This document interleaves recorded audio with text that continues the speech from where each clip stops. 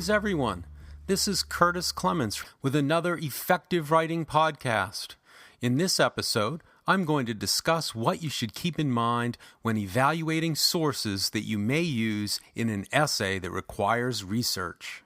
Whenever you are writing a research-based essay, or really any kind of communication in which an outside source is used, your focus should be on finding the highest quality sources you can find and use that information. Too often, folks look for evidence that fits their purpose, paying little or no regard to the actual source itself. While you certainly want to use compelling evidence, if that evidence resides in a not-so-credible or questionable source, then how compelling will that evidence really be? Think about it like this. Let's say you need to buy a used car. You go to Jimbo's fly-by-night big deal used car lot, a place that you had never heard of before, but which you stumbled upon by chance. Jimbo's has the perfect used car for you, affordable, low mileage, and an attractive new candy apple red paint job. You look over the car history fact sheet taped to the passenger side window and notice the word unknown written after the question, has this car ever been totaled as the result of a collision or water damage? You notice other missing information too, such as the previous owner of the automobile. Do you buy this car? Well, do you? Of course not, right? When conducting research, let's say you find some terrific content on the web that absolutely helps you illustrate your point, but the website is a personal site whose author has unknown credentials and advertisements blink down the right-hand side of the screen. As you look more closely, you notice there is no last updated information, so you don't know how long the content has been published. What do? Do you use such content? Well, do you?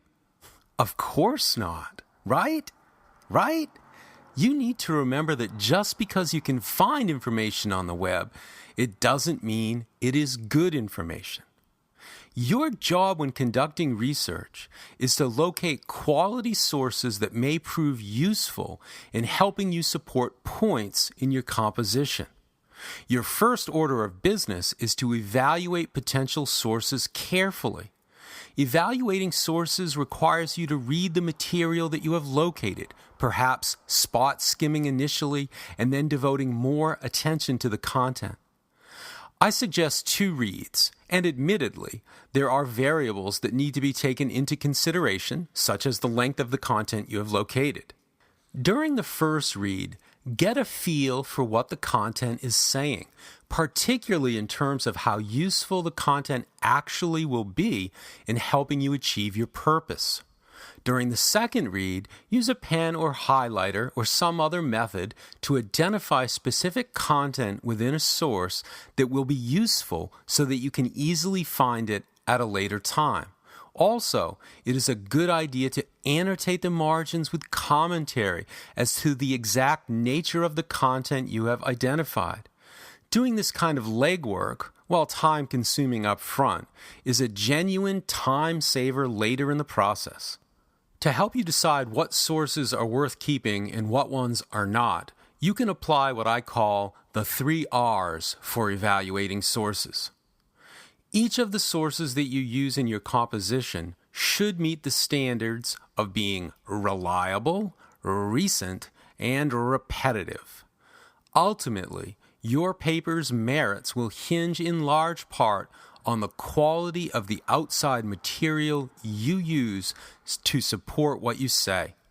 Using material from sources that leave questions in your readers' minds will not bode well for your credibility and could, in fact, jeopardize the strength and merit of what you have to say. Reliable.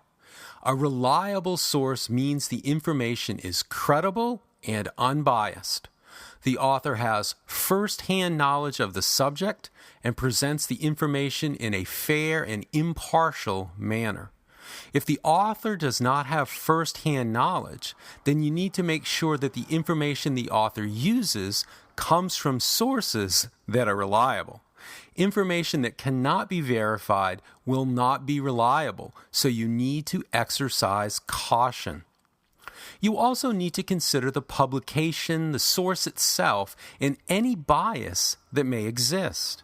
A publication with an agenda will only publish content that subscribes to a particular point of view. And if you want to do quality research, you will need to avoid such sources. Asking some or all of the following questions will help you decide if the source is reliable or not. Who is the author? What are his or her credentials? Where and when was the information published? Is the source objective? In other words, is the content something you would find at Jimbo's fly-by-night big deal used car lot, or is the content something you would find at a reputable dealership? The second R, recent. As a general rule of thumb, the information you use should be as current as possible. To some extent, of course, the recency of the information you use will depend on your subject, but you should try, as best you can, to find information that has been published within the past few years. Then again, you need to be careful because in areas such as computer technology or medicine, information a few years old is probably already dated. If you are providing readers with a historical context, then using a book published 20 or more years ago probably will be fine. What's important, however, is that you think about the publication date as you evaluate a source. The third R, repetitive.